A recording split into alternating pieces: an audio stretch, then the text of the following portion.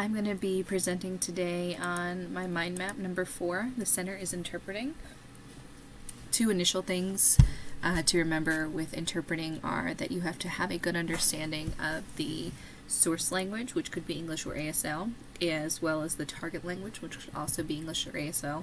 For me personally, English is my first language, so I'm always going to have an inherently better understanding of that because I've had more experience with English. One of the things that I think is really important to interpreting, the thing we're going to focus on next, is Giles' effort model of interpreting. And this model states that interpreters only have a certain amount of processing capacity. And there are 4 different efforts that they're going to be trying to balance between. And we'll go over those. So the first effort is the listening and analysis effort. So this one says that all comprehension is based on converting signs or sounds into a meaningful message. And this basically just means we can hear someone speak, we can see someone sign, but if we can't convert it to a meaningful message, then we're not going to get any information out of it. So some examples would be sound waves going into the ears if someone's speaking English, perceiving signs with your eyes, and then also the final decision on the meaning of an utterance. So what do you actually think that it means? What is that other person trying to say or sign? The second effort is memory effort, and this is storage where information is temporarily kept until further processing takes place. For short-term memory, also called working memory, we can store information for 20 or 30 seconds, but this is only if we are actively rehearsing this information. One of the important models that we talked about for short-term or working memory is Baddeley's updated model. This model has the central executive, visuospatial sketchpad, episodic buffer, phonological loop, and that all leads to long-term memory. The episodic buffer is what is new to the updated model. And memory can be different for consecutive and simultaneous interpreting. So with simultaneous interpreting, you are translating from the source language to the target language in real time. So literally as someone's speaking and as they continue to speak, you are going to be translating. And the interpreter can decide the amount of lag time that they would like to have as they interpret, and that is the amount of time that you are behind the speaker or the signer. One of the articles we read said that I think 2 to 4 seconds is the optimal time. And then with consecutive interpreting, this involves pauses for the interpreter to translate. So this is commonly used in like medical or legal settings, and there's long and short consecutive interpreting. So with short, the person stops in short intervals for the message to be translated, and the interpreter relies on memory. So it goes a little bit closer to that simultaneous interpreting, but there is still the pauses in between.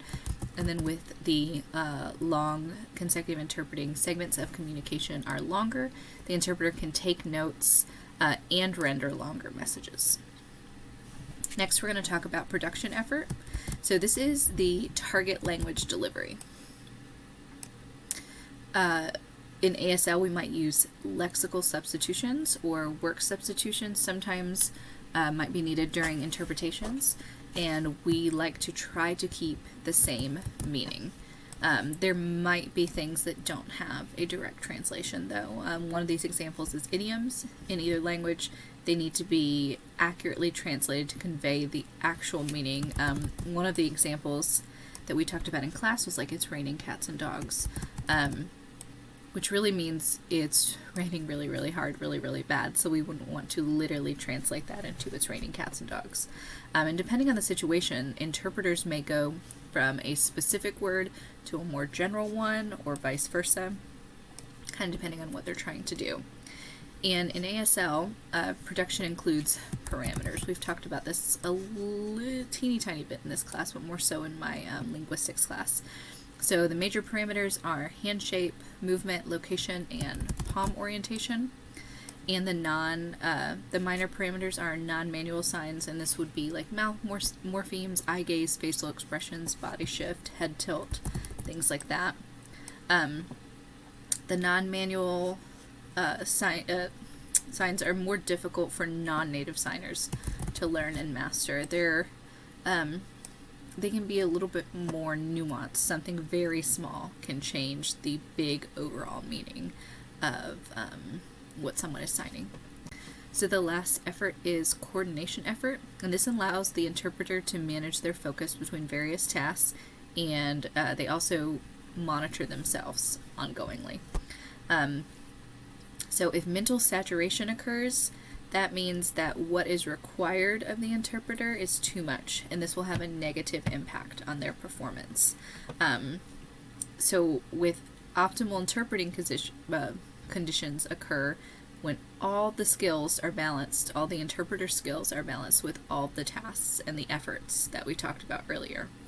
So this would be the total available capacity needs to be greater than the task requirements. And then there is the equation there, the TA is, I have to think about that, greater than the TR.